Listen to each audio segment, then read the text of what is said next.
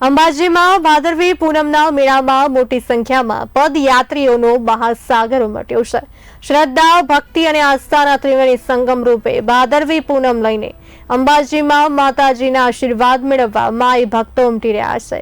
પદયાત્રા સંઘમાં મહેસાણા અને અંબાજીના માર્ગો પર રાજકોટથી અંબાજીનો સંઘ આકર્ષણનું કેન્દ્ર બન્યું છે। અમે લોકો રાજકોટથી આઈશ્રી અંબા ખોડિયાર મંદિરેથી તારીખ 25 અમે નીકળ્યા હતા અને હવે અમે 5 તારીખે અંબાજી પહોંચશું।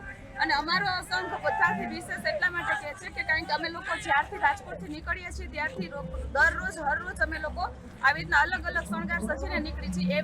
અમારો ધ્યેય પાછળનો એ જ છે કે શું કામે તો એટલા માટે કે આપણે જ્યારે આપણી ઘરે પ્રસંગ હોય છે તો આપણે લોકો કેમ સજી ધજીને તૈયાર થાય છે, પાર્લરમાં જાય છે, તે ગમે તે બી કરે છે અને માતાજીના પ્રસંગમાં તમે વેસ્ટર્ન કપડાં પહેરીને આવો છો, ડ્રેસ પહેરીને આવો છો તો એ સારું ન લાગે।